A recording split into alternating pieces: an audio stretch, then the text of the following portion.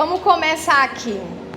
A partir do versículo 1 diz assim: Quando, pois, o Senhor veio a saber que os fariseus tinham ouvido dizer que ele, Jesus, fazia e batizava mais discípulos que João, se bem que Jesus mesmo não batizava, e sim os seus discípulos, deixou a Judéia, retirando-se outra vez para a Galileia, e era-lhe necessário atravessar a província de Samaria. Chegou, pois, a uma cidade samaritana chamada Sicar, perto das terras que Jacó dera a seu filho José. Estava ali a fonte de Jacó. Cansado da viagem, Jesus assentara-se junto à fonte por volta da hora sexta. Então quero dar uma paradinha aí e falar sobre esse momento, né? Gente, aqui diz que Jesus estava cansado, né? Cansado da viagem. E naquela época tinha carroças, né? Carruagem. Não tinha carro motorizado como tem hoje. Mas eu lembro, eu nunca vi Jesus, relatos, né, na Bíblia que Jesus andou a carroça. O máximo que eu vi foi ele andando no jumentinho, né? Jesus praticamente andou sempre a pé, né? Então aqui Jesus estava cansado da viagem, porque ele fazia o percurso a pé. E lá em Isaías, no capítulo 40, versículo 28, olha o que é que diz: Não sabes, não ouviste que o eterno Deus, o Senhor, o Criador dos fins da terra, não se cansa, nem se fadiga? Não se pode esquadrinhar o seu entendimento. Então lá no Antigo Testamento, o profeta Isaías fala assim, ele questiona e faz uma pergunta e ao mesmo tempo responde, né? Vocês não sabiam que o Eterno, ele não se cansa? E a gente vê aqui Jesus cansado, né? E parece assim uma contradição, mas na verdade não é. Porque no final desse versículo lá de Isaías, diz assim: não se pode esquadrinhar o seu entendimento. Ou seja, Deus fez um plano, né, lá na eternidade, antes de nos fazer, que um dia ele viria aqui para a terra e se esvaziaria de si mesmo e tomaria a forma de servo, e ele se entregaria ao cansaço, à fadiga, à fome, a tudo que a gente passa aqui nessa terra. Então, o próprio Deus que nunca conheceu o cansaço, Deus nunca tinha conhecido cansaço, sono, fome, nada disso. Mas ele fez um plano para nos salvar. E nesse plano tinha esse detalhe, que ele viria aqui para a terra e iria passar por tudo isso. E assim, por que eu faço questão de falar que Jesus estava cansado? Porque toda vez que eu leio uma passagem da Bíblia que mostra isso, eu lembro que o amor de Jesus, ele é sacrificial.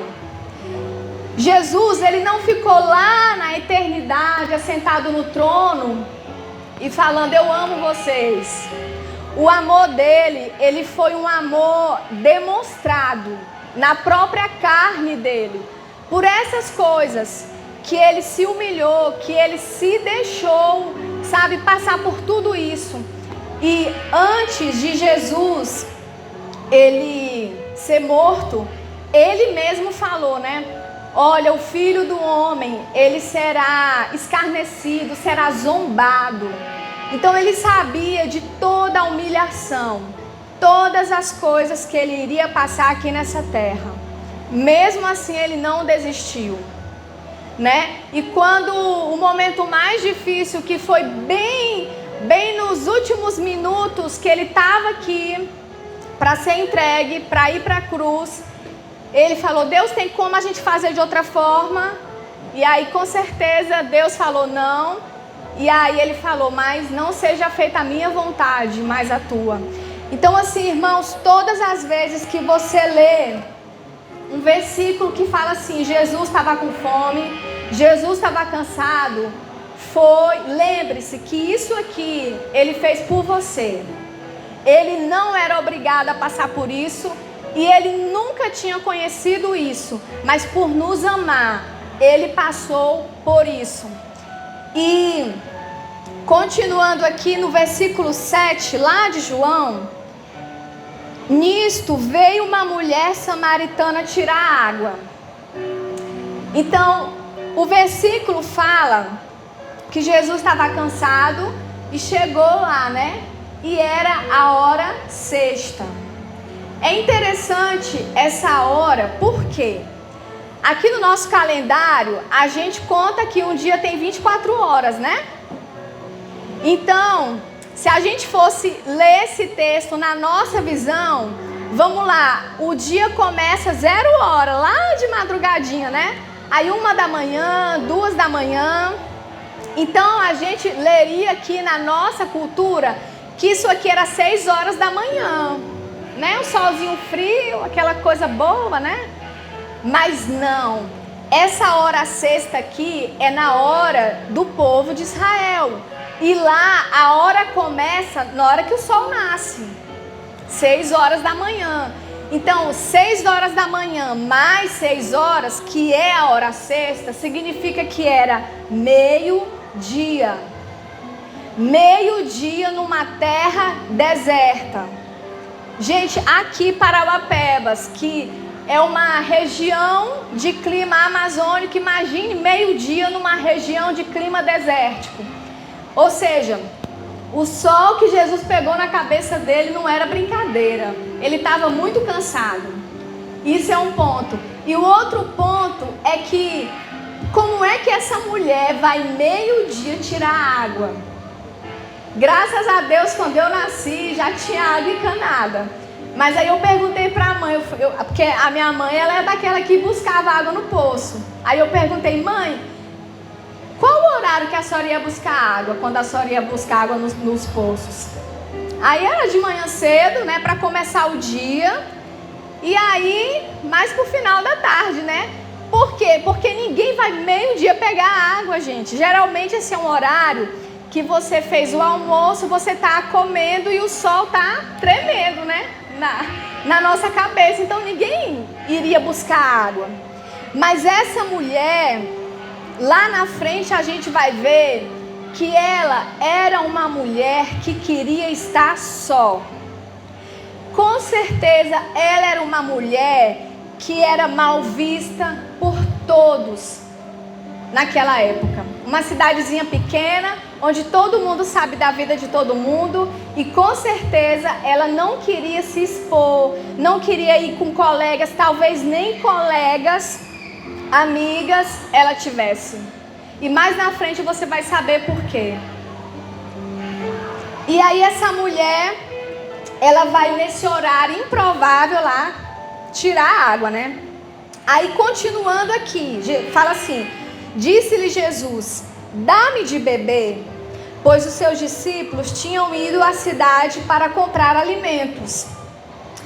Então lhe disse a mulher samaritana, como sendo tu judeu, pedes de beber a mim, que sou mulher samaritana?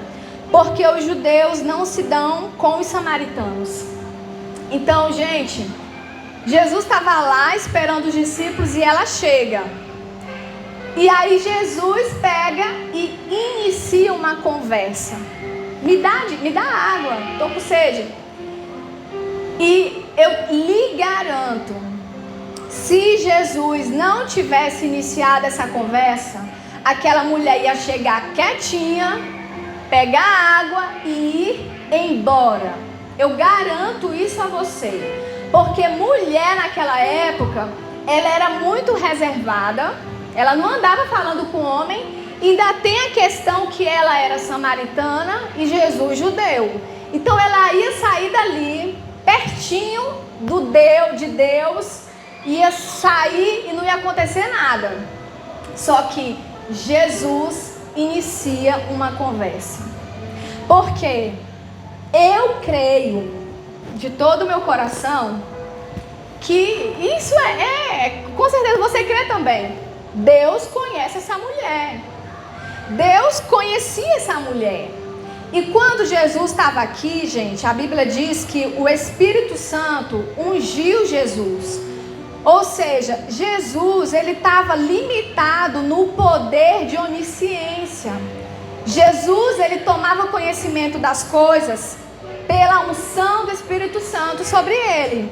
Então, o Espírito Santo, ele sabia que aquela mulher ia todos os dias, né, pegar água naquele horário.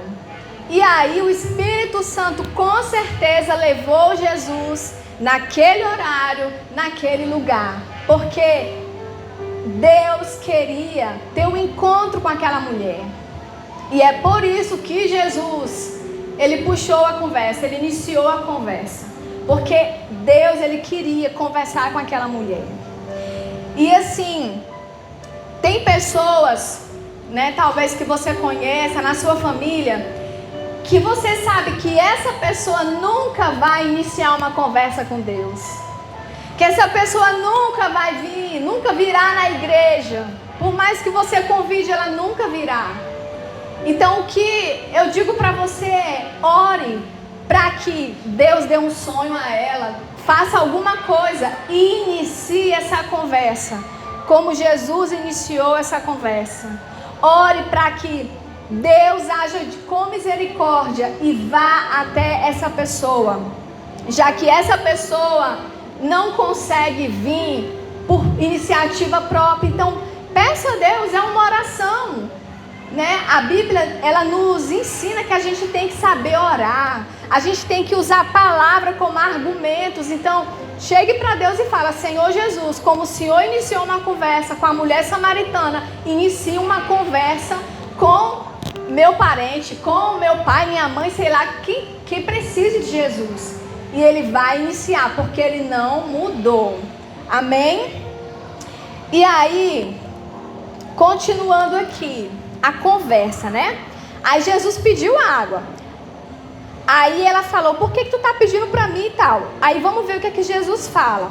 Replicou-lhe Jesus: se conheceras o dom de Deus e quem é o que te pede de beber, tu lhe pedirias e ele te daria água viva. Ou seja, Jesus, ele fala para aquela mulher assim, olha, traduzindo aqui bem para todo mundo entender. Jesus falou assim: olha, Deus, o Pai, ele tem um presente, né? O dom de Deus, há um presente de Deus para os homens. E se você entendesse que esse presente sou eu que estou te pedindo água, quem iria pedir água para mim era você, né? Então Jesus, ele traz ele provoca a mulher. Mulher, há um presente que Deus quer te dar e eu sou esse presente. E se você entender isso, a gente vai trocar de lugar aqui. E quem vai me pedir água é você. Porque você está desesperadamente sedenta de Deus, né? Então Jesus, ele foi se aprofundando ali naquela conversa com aquela mulher. Aí a mulher responde assim no 11. Respondeu-lhe ela: Senhor, tu não tens com que tirar, e o poço é fundo. Onde, pois, tem a água viva? Isso, irmãos, é porque está tendo ali um conflito. Jesus trazendo um mover espiritual e ela ainda com a mente carnal. Então, assim, Jesus está trazendo, está abrindo os olhos, e ela ainda assim: como é que tu vai me dar água? Tu não tem corda, tu não tem balde, tu não tem nada, e o poço é fundo. Mas a palavra está sendo plantada. A palavra está sendo plantada. Então, assim, quando a gente for evangelizar alguém, às vezes a pessoa não vai entender nada, mas fale. Porque quem abre os olhos das pessoas é o Espírito Santo. O Evangelho, ele não é entendido pelas faculdades racionais do homem, mas ele é plantado no coração e crido pela fé. Então, ali Jesus ele estava plantando, a mulher ainda estava meio assim, meio carne e tal, mas Jesus continuou. Aí vamos aqui para o 12, né? Ela continua falando assim: és tu, porventura, maior que Jacó, o nosso pai, que nos deu o poço do qual ele mesmo bebeu, e bem assim seus filhos e seu gado? Afirmou-lhe Jesus: quem beber desta água tornará a ter sede. Então aquela mulher, ela começou a entender que Jesus estava lhe trazendo uma coisa espiritual. E qual era a referência espiritual que ela tinha? Era o poço. E ela pega e fala assim: vem aqui, eu quero agora te fazer uma pergunta. Por acaso você é maior que Jacó? Porque esse poço aqui, quem bebeu dessa água aqui foi Jacó. Não há como tu ter uma água mais abençoada do que a água desse poço, porque quem fez esse poço foi Jacó. Irmão, Jacó é o mesmo Israel. Então ela meio que desafia Jesus. Ela pega assim: olha, eu vou colocar aqui o maior de todos, que é Jacó, o nosso pai. Por acaso você é maior que ele? E assim, irmãos, ali, aquela mulher, ela colocou em comparação Jesus e Jacó, ou seja, Jesus e Israel. E assim, hoje, infelizmente, o povo, a nação de Israel, ainda não entendeu que Jesus é o Messias, o Filho de Deus. Mas sabe de uma coisa? Israel, ela não tem como existir sem Jesus. Irmãos, Israel, ele só tem o nome que ele tem por causa de Jesus. Eu e você só amamos Israel por causa de Jesus. O turismo em Israel é por causa de Jesus. Sabe por que nós conhecemos Davi? Por causa de Jesus. Nós conhecemos Abraão por causa de Jesus. A pessoa, o cidadão israelense mais ilustre, mais famoso é Jesus. Eles podem querer abafar o nome de Jesus, mas não há como, porque Jesus é maior que Israel. E na verdade, Israel só existe por causa de Jesus. E assim, ali aquela mulher quis comparar Jesus e Israel. Aí Jesus, ele fala para ela: quem beber dessa água de Israel tornará a ter sede. E eu quero fazer uma comparação, que esse poço aqui é como se fosse o poço da lei, sabe? A água de Jacó, a água de Israel.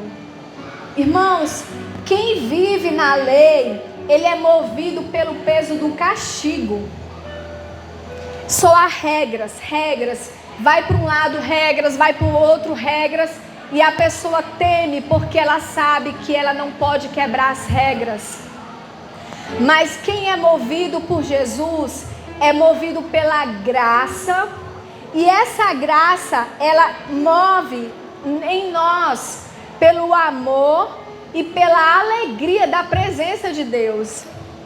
É quando a gente conhece a Deus e a gente começa a amar a Deus e a querer estar na presença dEle e agradando a Ele. Então, é um trabalhar de Deus em nós, dentro de nós. Não são regras, mas por fora. É um trabalhar aqui dentro. E era isso que Jesus queria falar. Ele diz assim: Aquele, porém, que beber da água que eu lhe der, nunca mais terá sede.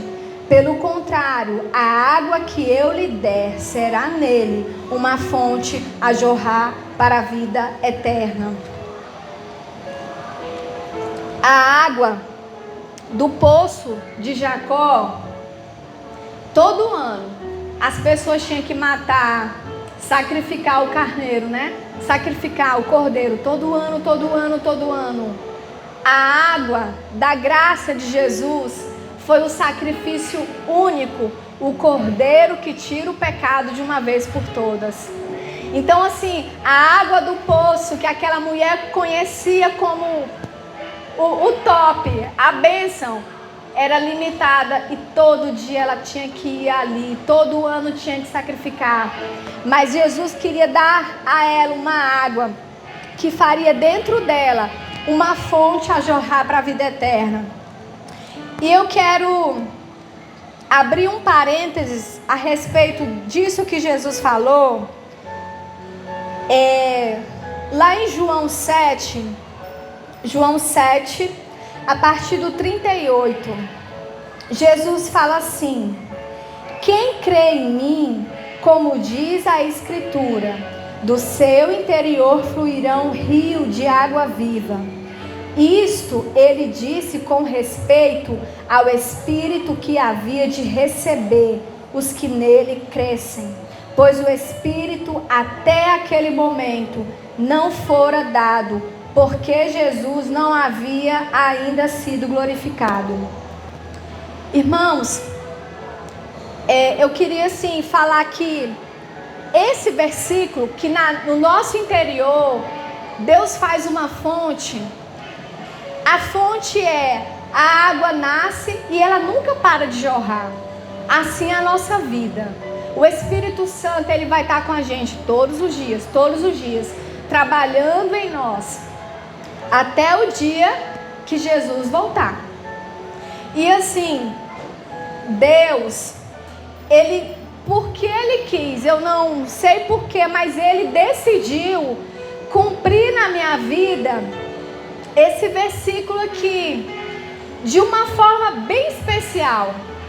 Eu lembro, assim que eu aceitei Jesus, que eu recebi Jesus, eu era de uma igreja que não acreditava no batismo com o Espírito Santo. E aí eu ficava, tipo assim, existe esse negócio, não existe? Como é que é isso? E o pastor dessa igreja que eu era, ele falava, quando você aceita Jesus, você já é batizado. E aí eu comecei a ler a Bíblia, aí até que um dia eu li a Bíblia, eu não vou falar aqui o versículo e tal, mas foi Atos. E eu sei que naquele dia, toda a dúvida que eu tinha a respeito disso, acabou. Aí eu até costumo falar assim, que eu fui dormir batista e acordei assembleiana. Porque eu decidi à noite, quando eu estava lendo a Bíblia, eu falei, amanhã eu vou procurar uma igreja que acredita no batismo com o Espírito Santo. Aí a primeira igreja que veio na minha cabeça foi a Assembleia de Deus, né? Aquela igreja que o povo grita, fala em línguas. Eu falei, é lá. E eu fui. E eu cheguei para o meu irmão, para minha mãe, eu falei, gente, eu estou indo para a Assembleia, porque eu vou ser batizado com o Espírito Santo. E eu fui embora.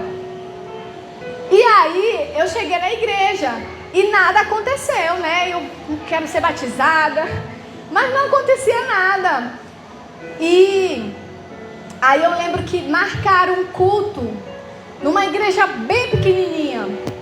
Um culto, o nome do culto era Tarde da Bênção. E eu fui para esse culto. E aí era uma missionária que estava pregando nesse culto, né? Eu acho que não tinha nem 10 pessoas na igreja. Aí ela falou assim, né? Agora eu quero orar para quem quiser ser batizado com o Espírito Santo. E eu fui lá na frente. Só que eu já estava assim, achando que aquilo não existia, porque, tipo assim, eu já tinha vindo, estava tanto tempo e não aconteceu nada, então eu já estava assim, eu acho que eu errei na minha interpretação bíblica. Aí eu fui lá para frente, mas eu vou. Aí eu me ajoelhei lá e o pastor começou a orar. Receba, receba daquele jeito. Aí a gente fica assim. E agora? Eu ficava assim, né? Tá acontecendo nada e tal e tal. Mas estava lá, né?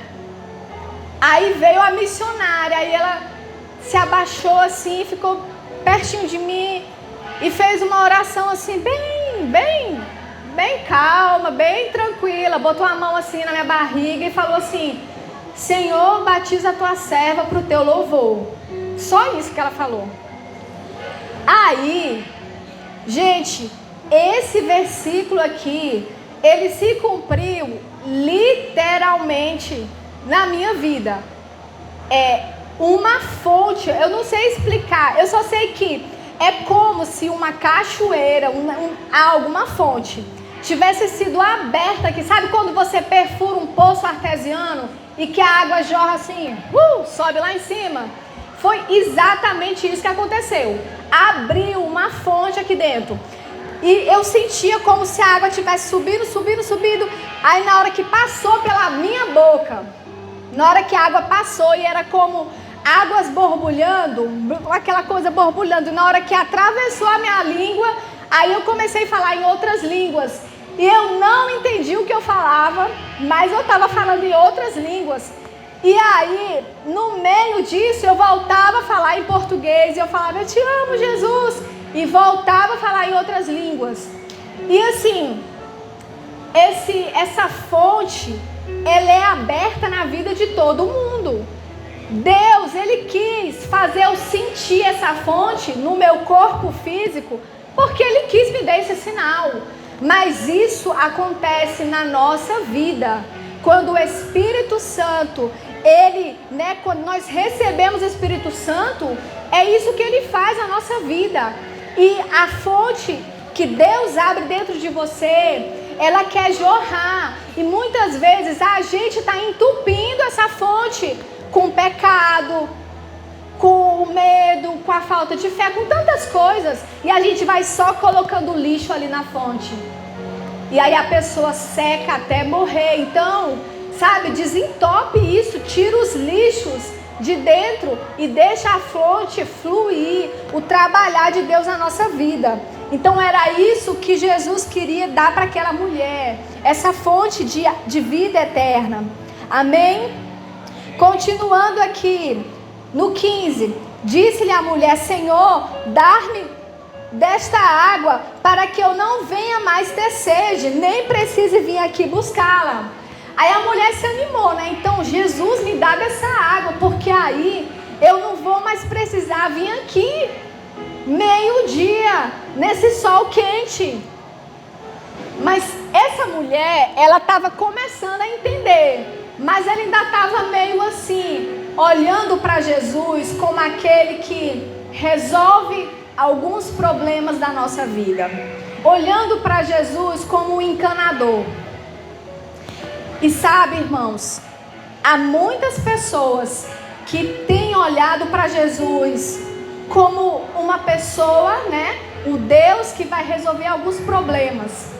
Eu estou com uma pessoa doente na minha casa, eu vou buscar Jesus, para Jesus curar essa pessoa. E somente isso. Na hora que Jesus resolve o problema, ela, obrigada Jesus, foi um prazer, né? Tá com você. E eu vou continuar agora vivendo a minha vida. Irmãos, quando uma pessoa busca a Deus só por isso, ela vai para o inferno com aquele problema resolvido. Mas ela vai para o inferno. Porque o que Jesus quer fazer em nós é nos dar a salvação. E não só resolver um problema que a gente tem. E assim, vamos continuar aqui no versículo 16. Disse-lhe Jesus, vai, chama teu marido e vem cá.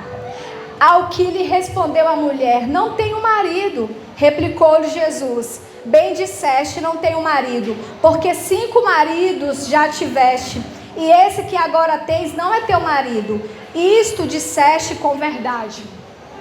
Aqui, irmãos, a gente vê outra coisa assim bem particular que Jesus fez na vida dessa mulher. Ele trouxe para conversa a vida daquela mulher. Ele abriu a vida dela, tipo assim, eu sei exatamente como é a sua vida. E o que acontece? Irmãos, Jesus, ele entra na nossa vida como Salvador, mas ele permanece na nossa vida como Senhor. Significa que ele vai mudar a nossa vida. Ele tem um projeto na nossa vida. E assim, quando alguém não quer o trabalhar de Deus, ele vai ser o cumpridor daquele versículo. Você me chama Senhor, Senhor, mas eu não te conheço. Então assim, a gente precisa se submeter ao senhorio de Jesus. E isso significa que Ele vai mudar a nossa vida. Ele vai pegar a tua vida, as áreas que estão tortas, e vai endireitar. E você não pode impedir isso. Se o Espírito Santo começar a trabalhar, você precisa deixar. Senão o Senhor, Ele não vai completar essa obra. Não porque Ele não queira, mas é porque Ele não vai forçar ninguém. E assim, irmãos, quando Jesus entra na vida de alguém, por exemplo, Jesus conheceu uma pessoa, né? Entrou na vida de uma pessoa. E essa pessoa, ela era dona de um bar. E aí você pode imaginar, né? Ser dono de um bar significa que você trabalha para que pessoas se tornem viciadas. E nenhum viciado entra no reino. Ou seja, você trabalha contra o reino. E aí, assim que você recebe Jesus, Ele não vai mandar um anjo, vai lá e tranca o bar agora. Não é isso. Ele vai começar a trabalhar com você, a trabalhar no interior da pessoa. E Ele vai dizer, olha, eis que ponho diante de você a bênção e a maldição. Escolhe, pois, a bênção. E olha o que eu vou fazer na tua vida. Então, de primeiro momento, a gente perde. Mas aquele que perder a vida, esse é que vai ganhar. Então assim, Jesus entra na vida dessa mulher para mudar a situação dela, porque ela era como uma prostituta. Já tinha 5 homens e o que ela estava agora não era dela. Então assim, há coisas na nossa vida que Deus vai, isso aqui não está como eu quero. Eu quero mudar isso aí. Então assim, o que é que na sua vida você sabe que não está conforme a palavra? E aí você fala, mas é tão custoso. Eu tenho certeza que é muito menor que a vida eterna. E tem uma pessoa que viveu isso que eu admiro muito, que é Zaqueu. Quero ler aqui rapidinho com você. Lucas, capítulo 19, a partir do versículo 8, diz assim: Entremitente, Zaqueu se levantou e disse ao Senhor: Senhor, resolvo dar aos pobres a metade dos meus bens. E se em alguma coisa tenho defraudado alguém, restituo 4 vezes mais. Então Jesus lhe disse: Hoje houve salvação nesta casa, pois que também este é filho de Abraão, porque o Filho do Homem veio buscar e salvar o perdido. Irmãos, Zaqueu, ele era rico, ele era um cobrador de imposto para o Império Romano. E ele foi aquele, que era baixinho, e Jesus estava passando, ele correu e subiu na árvore para ver Jesus. Aí Jesus para lá perto da árvore e fala: Zaqueu, desce, eu vou jantar na tua casa. E Zaqueu pegou e mandou o povo preparar a comida. E aí Jesus foi jantar ali, né? E Jesus, ele pregou naquele jantar. E Zaqueu, ele fala assim: Senhor, resolvo, ou seja, eu tomo uma decisão diante do que o Senhor me disse. Agora eu resolvo dar aos pobres metade dos meus bens. E ele fala assim: se eu roubei alguma coisa quando eu estava cobrando imposto, eu vou restituir 4 vezes mais. E Jesus fala: hoje chegou salvação nesta casa. Isso é mudança de vida. Ele pegou metade do que ele tem e deu para os pobres.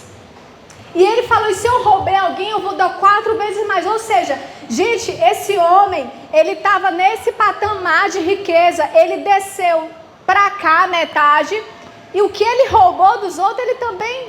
Ou seja, ele perdeu. Ele perdeu.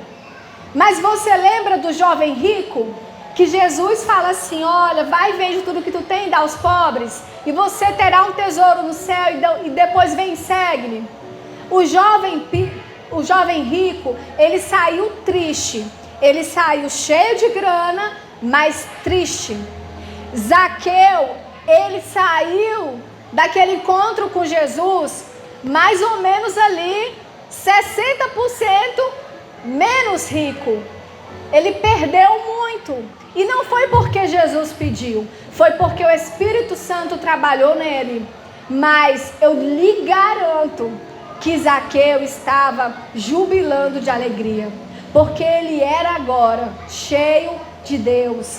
Então, há percas, há coisas que nós vamos ter que abrir mão, há coisas que nós vamos ter que nos submeter para estar no padrão que Deus quer. Mas vai valer a pena. Vai valer a pena. Acredite nisso. Você vai perder de primeiro momento, mas Deus, ele vai estar fazendo coisas inimagináveis por causa da nossa renúncia. Amém? Continuando aqui no versículo 29, ou no versículo 19. Senhor, disse-lhe a mulher: vejo que tu és profeta. Nossos pais adoravam neste monte. Vós, entretanto, dizeis que em Jerusalém é o lugar onde se deve adorar. Gente, quando Jesus fala tudo da vida dela, aquela mulher fala assim: você é profeta, você sabe de tudo. E quando a gente lê as histórias dos profetas, né, a gente vê que o profeta é aquele que multiplica o azeite da viúva, é aquele que através dele, né, o filho da mulher ressuscitou. Então, assim, profeta é um representante de Deus. E qual a nossa tendência como ser humano? Ô profeta, ora por mim. Ô profeta, me diz aí o que é que Deus quer da minha vida. Me dá uma orientação para me resolver minha vida, né? E sabe o que é que essa mulher fez? Ela falou assim: Jesus, é profeta, Jesus, me diz uma coisa. Onde é o lugar que eu devo adorar? Gente, essa mulher não pediu oração, não pediu milagre. Ela falou assim: eu quero saber o lugar que se deve adorar, o lugar certo. E eu entendo com isso que essa mulher, ela queria, de alguma forma, adorar a Deus, tocar Deus. E é por isso que eu creio que o Espírito Santo levou Jesus até aquela mulher, até aquele poço. E assim, por que a mulher perguntou se era em Jerusalém ou no monte? Eu vou explicar rapidinho para você. Depois que Salomão morreu, Israel são 12 tribos, né? Aí o rei Salomão morreu. Quando o rei morreu, Israel foi dividido em 2 reinos. o reino do norte com 10 tribos e o reino do sul com 2 tribos, né? A tribo de Judá e Benjamim. Aí, a tribo de Judá e Benjamim, eles continuaram adorando no templo em Jerusalém. E as tribos do norte, elas não tinham Jerusalém no território delas, e elas escolheram o Monte Gerizim para adorar ali. E que monte é esse? Sabe aquele versículo? Eis que ponho diante de vós a bênção e a maldição, que Deus falou lá no Antigo Testamento. Aí Deus falou assim: olha, quando vocês chegarem na terra prometida, vai ter 2 montes lá, o Monte Gerizim e o Monte Ebal. Aí vocês pegam e vão se posicionar lá na frente do Monte Gerizim e vão falar palavras de bênção. E no Monte Ebal vocês vão falar palavras de maldição. Ou seja, é como se Deus quisesse trazer para o físico, para lembrar todas as vezes que eles olhassem: Gerizim é bênção, Ebal é maldição. Então assim, Deus ele trouxe, ele colocou como como é que eu posso falar? Um marco ali, físico, para eles lembrarem: eu tenho bênção e eu tenho maldição, eu vou escolher o Gerizim. Então o povo do reino do sul, os samaritanos, escolheram o Monte Gerizim para adorar. Eles não iam para o templo. Aí aquela mulher falou: Vicky, tu é profeta, me diz uma coisa, eu tenho que adorar lá no templo de Jerusalém, ou é nesse monte aqui, onde é o lugar certo? E é por isso que ela pergunta. Aí Jesus responde assim para ela: mulher, pode crer-me que a hora vem, quando nem neste monte, nem em Jerusalém adorareis o Pai. Vós adorais o que não conheceis, nós adoramos o que conhecemos, porque a salvação vem dos judeus. Mas vem a hora, e já chegou, em que os verdadeiros adoradores adorarão o Pai em espírito e verdade, porque são estes que o Pai procura para seus adoradores. Deus é espírito, e importa que os seus adoradores o adorem em espírito e verdade. Então Jesus, ele falou: olha, mulher, vai chegar uma hora que eu vou romper com tudo isso. Não vai ser no monte, no templo. Você vai adorar a Deus onde você estiver, na sua casa. Onde você estiver, você vai poder adorar a Deus. Lá no Brasil, lá em Parauapebas, onde você estiver. Porque o que para Deus vai importar é se você está adorando em espírito e verdade. Porque Deus é espírito e também é a verdade. E aí Jesus pega e ele ali revela para aquela mulher o plano dele: eu vou romper as estruturas de templo, de lugar, de local. Eu vou fazer com que vocês se tornem o templo, porque nós somos o templo, e vocês mesmos se tornarão sacrifício, como diz lá em Romanos, né? Que nós somos o sacrifício vivo.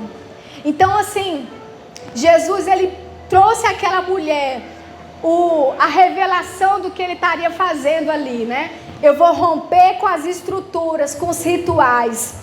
E aí, continuando aqui, a mulher fala: eu sei, respondeu a mulher, que há de vir o Messias, chamado Cristo. Quando ele vier, nos anunciará todas as coisas. E aqui, mais uma vez, a gente vê Deus confirmando que aquela mulher, ela era sedenta de Deus. Ela esperava o Messias.